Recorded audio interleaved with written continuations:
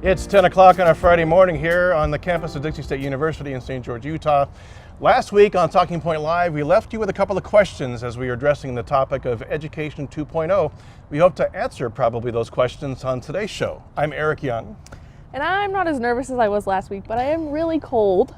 I'm also Landon Vansel filling in for Jennifer Kohler. We'll be back in a couple minutes. Stay with us.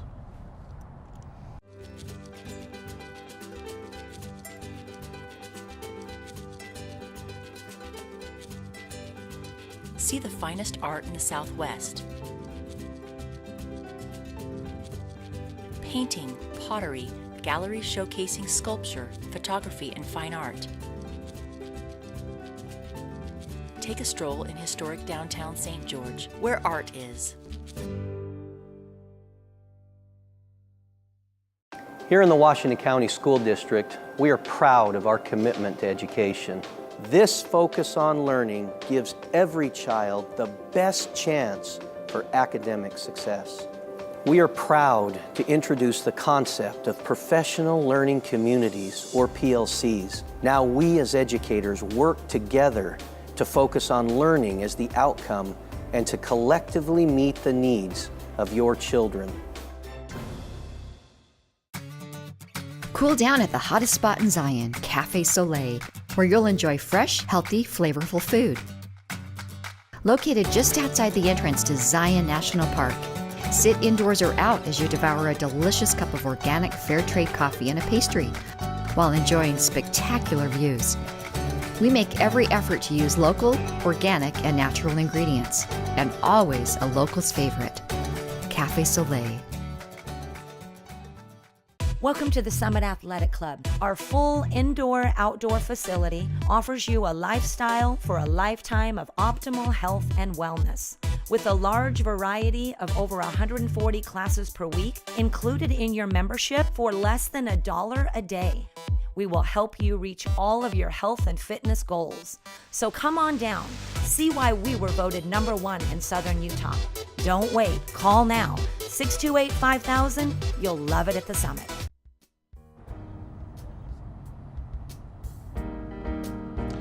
Welcome back to Talking Point Live. I'm Eric Young. Last week's show, we left you with a couple of questions. One was, should private corporations or companies get involved in public education? And the second one is, how far do we take tech, or should we be using tech in the classroom? So, well, you've got an example of a corporation getting involved. Tell us about that. I do. Mark Zuckerberg, the CEO of Facebook, just recently, well, a little while back, 2011. donated $100 million to a Newark school district. Yeah, lots of money. $100 million. $100 million. And this school district in Newark, New Jersey wasn't a high-performing district at the time. No, it wasn't high performing, and he also didn't have any connection to it really. Okay. Just kind of. What was his picked criteria it. for choosing this district to go through and donate that kind of money? Do you know? I know that he knew the mayor, right? Right. Well, So the governor of New Jersey. Yeah, and the governor. Yeah. So that kind of interested him, and then just the fact that they weren't performing well, and he wanted to do something about it. There were some economic issues with that as far as low income was concerned there. Other social systems not in place and helping out what's happening with the population. So $100 million, 4 years later, what's happened? Not a whole lot. They spent $20 million on an accounts manager right off the bat. $20 million went to somebody to manage the money. Well, I'm in the wrong business.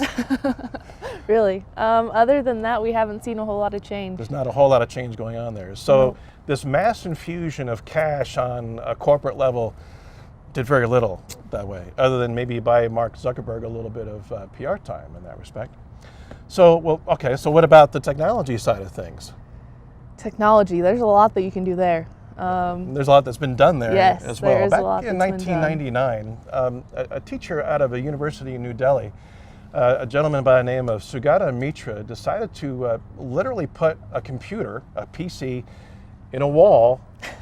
The wall actually was part of the campus infrastructure, where kids could access it. And there was a mouse and there was a keyboard, and they can go through and have access. Now we're talking about a slum here, as far as where, I'm not saying New Delhi, all of New Delhi is a slum, but in this area, the kids were not literate. They certainly were not internet literate by any stretch of the imagination.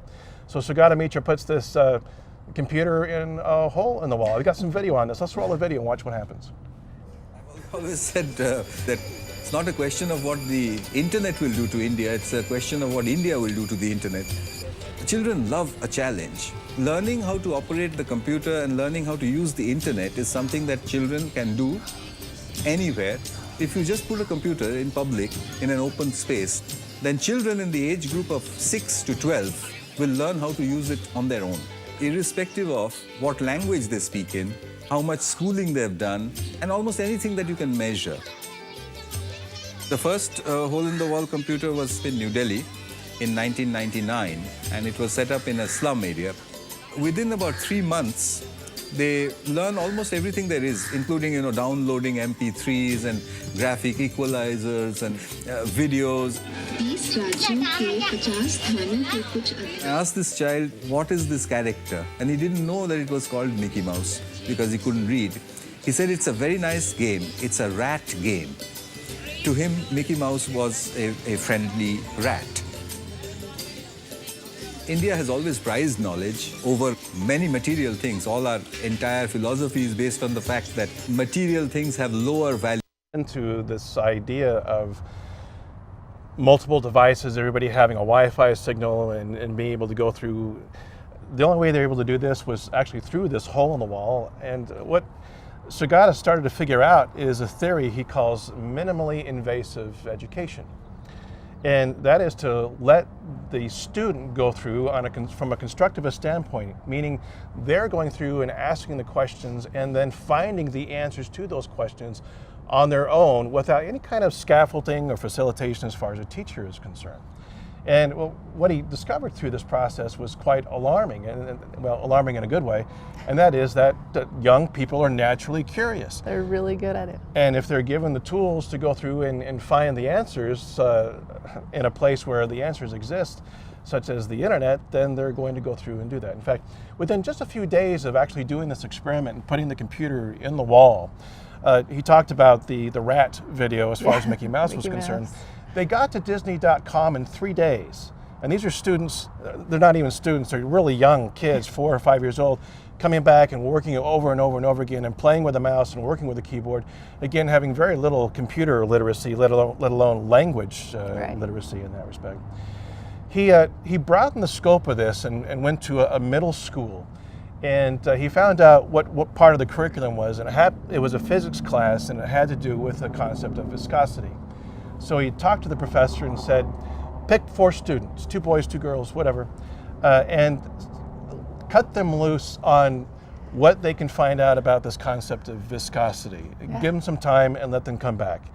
And they'd already had this unit as far as teaching this within their curriculum was concerned. So the 4 students went away. They came back 4 or 5 days later.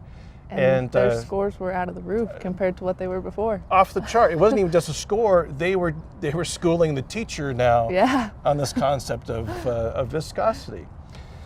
So Sugata proves, at least to me and a lot of other people, not necessarily here within the United States, outside of the country, that obviously we have this incredibly vast repository of information.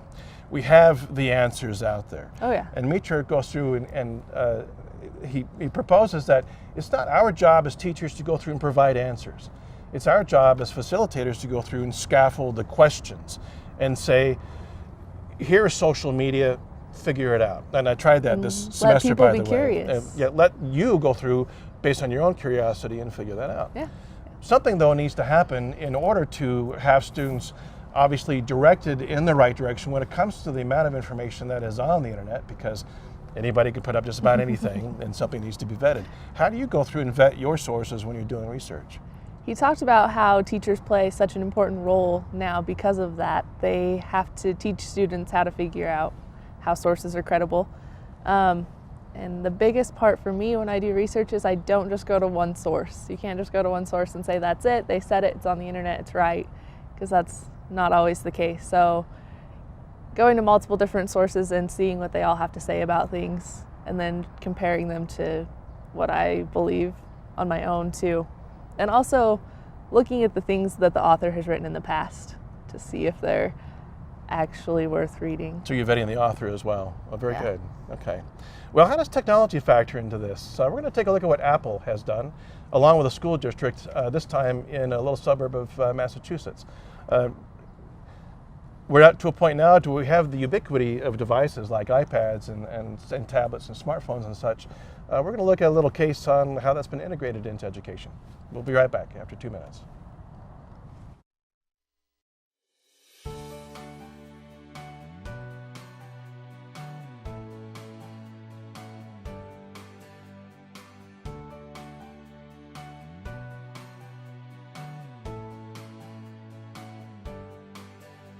Make all your interior selections at St. George's largest and most complete design center. Carpets Plus, one place, endless possibilities. We are proud to introduce the concept of professional learning communities. Today, teaching practices focus on the collaboration of highly effective teams of teachers working together. Since the implementation of the PLC process in our schools, data has consistently remained above the state average in nearly every measure. There is nothing more important to us than helping your child learn and grow.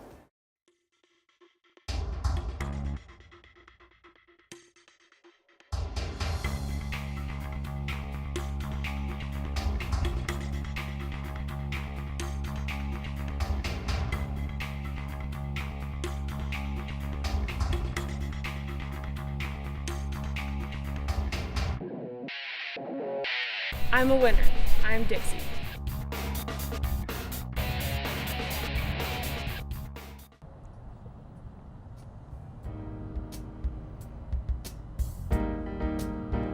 Welcome back to Talking Point. I'd like to start us off with a quotation about this idea of technology in schools. It says, "This is the first generation of people that work, play, think, and learn differently than their parents. They are the first generation to not be afraid of technology. It's like air to them." It's like air to them. Let's see, air. Where have we heard that term before? A concept that Apple certainly has capitalized on. So there's a school district in Massachusetts. There's a high school there called it's the Burlington High School. They're about 20 minutes outside of Boston. And they decided to make a significant paradigm shift away from textbooks and into technology and allow the technology to start driving the design of the curriculum. There's a video on that. Let's roll that. We'll be right back with the video. So Burlington's a small community. I think just 25,000 people live here. But from 1955 to the mid-60s, it was the fastest growing town in Massachusetts. So every day, over 100,000 come to work here. It's a great place to live and to raise a family. And it's really a tight-knit community. And there's great support for the kids here, and I think the kids can feel that. I really want to be connected with teachers, students, parents, and I heard something a long time ago that the principal that stays in his office might as well stay at home. So my desk is right in the lobby area, and if they need me, I'm easy to be found. Because, I mean, access in this day and age should not be something people struggle with.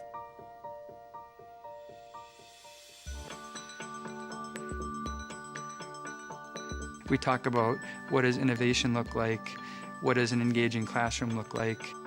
It's a really incredible time to be a learner right now, but I think it's only incredible if you're giving your students access to the resources that are going to allow them to do great things. Our students are in a world where technology is around them all the time. We can't expect them to learn if we put them in an environment that doesn't have it. Our job as administrators is to put more resources on the table for teachers and for students. Now we have every kid in the building walking into their room with an iPad. The biggest reason the iPad was the device that we could go one-to-one with here at the high school was that we felt, and we still do, that it was the best content delivery device, and it was also the best content creation device. And for the first time, we had it in one package. So students wouldn't have to go to a different device to work on a different task. They could use the iPad for everything in their classes. El lobo está cerca de mi casa. The real push that we're going for here at Burlington is towards project-based learning. So now I'm assigning larger projects to students. I'm giving them more freedom to dictate the terms of those projects. They can use the iPad and say, I'm going to do a video, or I'm going to do a paper, or I'm going to do a website. It just opens up far more options for them than we ever had before. I think the way we educate students is fundamentally changing as a result of this. A lot of schools made a mistake spending money on the same items year after year, even though those items are no longer needed. We don't need to put in those big computer labs that were just used for research and word processing, because when we have the iPads, we have research and word processing with every kid all day long. So as a prophet, he's the religious leader. You know, as a history teacher, I probably should say I love textbooks, but I find them to be the best way to learn of the 19th century. Technology has moved us along to such a point that the textbook itself now is more of a hindrance. Classic textbooks are static. They're out of date as soon as you print them. They are expensive, and they are not very engaging, if I'm honest. I've used iBooks Author for designing a lot of our own textbooks. It's a great authoring tool to be able to provide a really rich experience that's beyond just text on a page. It's great to not have to be bound by what's out there, but only be bound by what you can make. Students are now helping the teachers develop curriculum, or they're suggesting something to do in the class with the iPad. It's an active thing. Everyone is learning together. And you have students just loving what they learn a lot more. There's access to more information, and the whole school day is just more dynamic, and it's a lot more free-flowing. And everything's just so much easier. In respiration, what was making a move was oxygen's down at the bottom of the electron transport, and the electrons are being pulled. The impact of the iPad in the classroom has been tremendous. It's been an amazing learning tool for my students. Everything's much more current, much more present, and students can actually resonate with it better. When you open it up to a student and say, go find this and show me in your own words and in your own way, it becomes a much more powerful and lasting learning experience. Positive things can happen when you open yourselves to change and give your kids tools that they're going to be using when they leave school. People talk about living in a connected world. There's no vacuums anymore. The world's wide open. It's more important than ever to connect with kids. When you choose to work in a school, then you make a choice that you're going to care about kids. If you don't think that's part of the job description, then you picked the wrong job. I feel like I have the best job in the world, because, I mean, what's better than changing the path of somebody's life?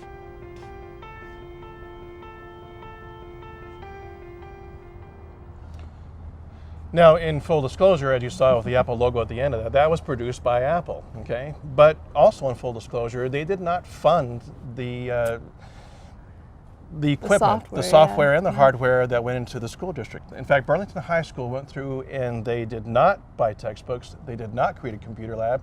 They took those funds and then infused their curriculum with this kind of technology. So what else needs to change as far as what we're doing in the classroom and how we're administering that on a district level? We'll have Sir Ken Robinson talks about that in a TED Talk. We'll come back to that in our last segment. We'll be back in 1 minute.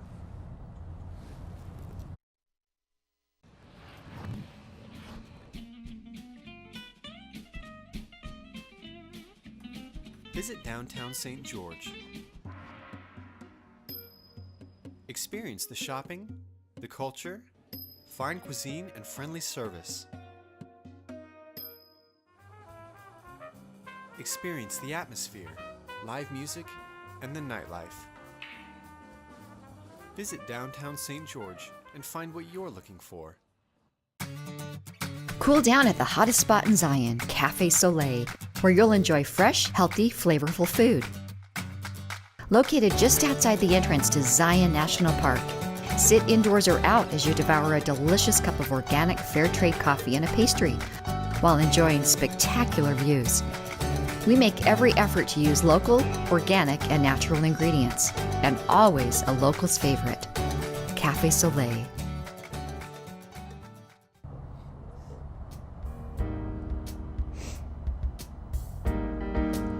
Welcome back to Talking Point Live. I'm Eric Young, and with Landon Vansel, we're coming to you live from the campus of Dixie State University in St. George, Utah. Oh, you want me to talk about this? Go for it. Okay.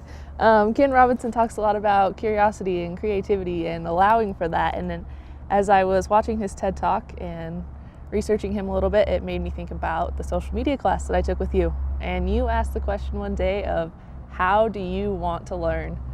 And we had to write a blog on it, and I titled my blog, Curiosity Didn't Kill the Cat, Curiosity Scared the Teacher. And what do you mean by that?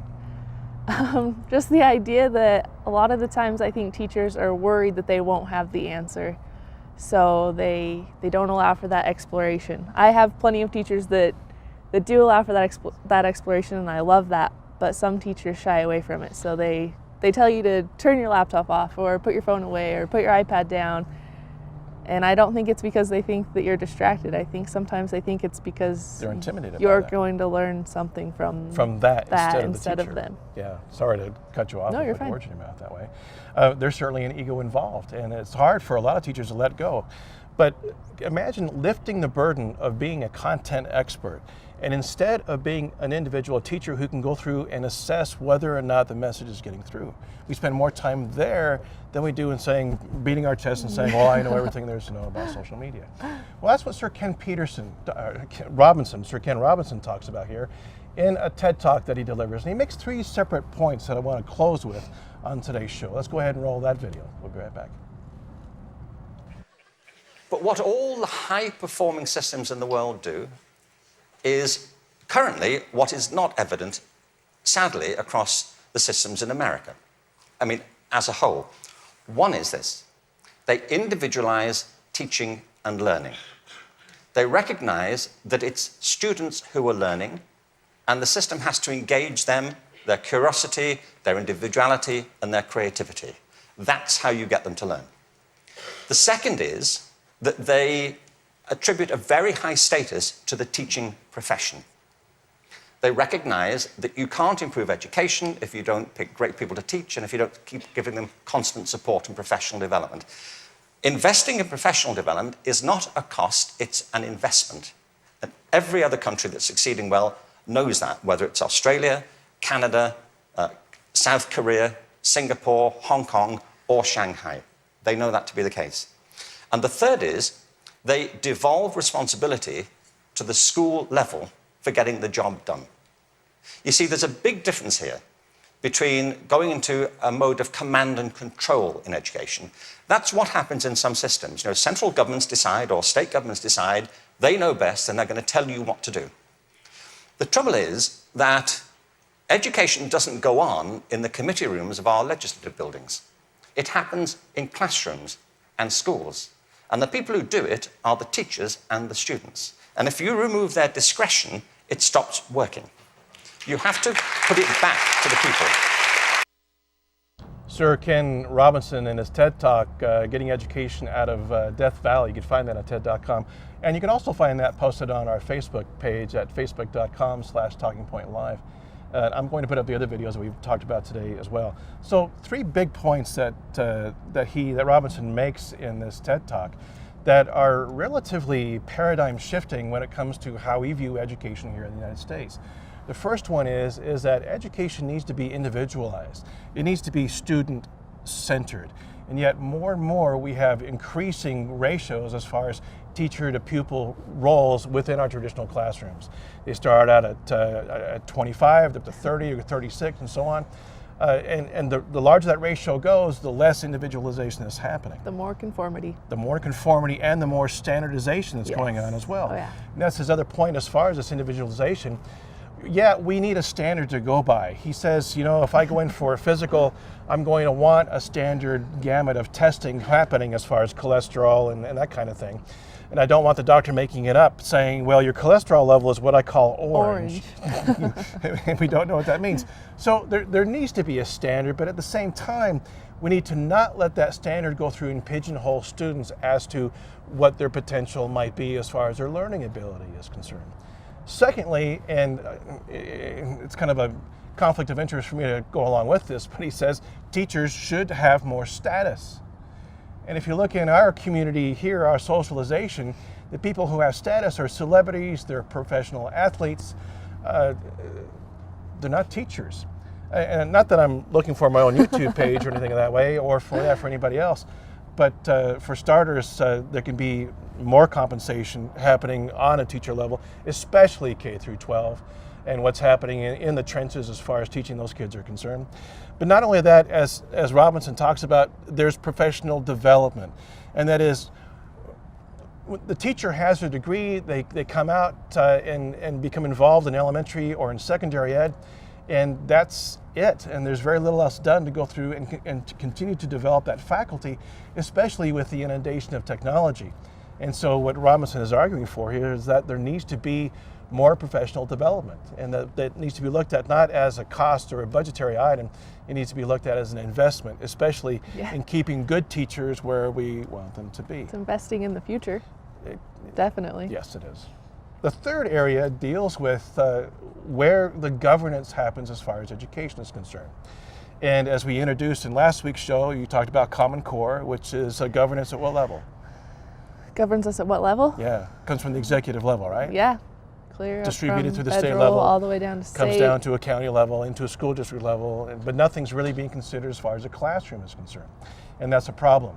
I really love what he says at the end of that bite. He says, learning does not happen in Congress or in the Senate.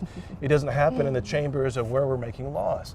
Learning happens in the classroom. In the classroom, with And the so, students with and the student. teacher. And those two together need to be the ones that govern how we go through and teach and scaffold and facilitate what's happening in the educational process. We talked a little bit about this on the radio show. Me and Jen did. did. About how that relationship between a teacher and a student needs to be there so that the teacher can learn how that student learns and adapt their teaching accordingly. Because each classroom's different, each student's different. So they really need to take that time. I've had you for a couple of classes. I'll come in and say, what do you want to learn? How do you want to learn this? How do you respond to that? Because some students don't know how to respond. They want to know how they can write to the voice that I'm expecting them to write to, or how they can speak to that. They want to know how they can get the A through how I've granted that before. Jumping hoops, right? Yeah, exactly. Yeah, I'm not a fan of that. I'm here to learn, so I think that's really important that you take time as an individual and really assess how you learn yourself, whether that be hands-on or through lecture, through writing, whatever it is. So it's not just a shift that has to happen in the executive office, then on the state level, then in our administrative office, and as far as the county school board is concerned, and the principal's office in the classroom. That paradigm also has to shift with our students too. That they're the ones really in charge. They have the responsibility to go through and pick up what's happening with their education. Well, we'd love to hear what you have to say about this, and you're more than welcome to join the conversation either in our Twitter feed, which is Talking Point. It's hashtag TPLive. You can join the conversation there, or on our Facebook page at facebook.com/TalkingPoint. SUL is the correct. No, it's Talking Point Live. I've changed the page. We have a live one too. Talking Point. So it's facebook.com/TalkingPoint Live for all of those involved, or you can find us on email somewhere. Email Jen. Somebody has her She'll probably email read it live though. that way. She won't be back. In fact, none of us will be back next week. It's spring break. We're going to take the week off, but we'll be joining you back after that. Plus, we have a show coming up on the 17th of March, a special edition of Talking Point, where we're going to look at a mock trial of Edward Snowden. Is he a patriot? Is he a traitor? Does he fall somewhere in the middle between in that dichotomy? Well, thank you for joining us for Talking Point Live, coming to you live from the campus of Dixie State University in St. George, Utah. We'll see you in a couple of weeks.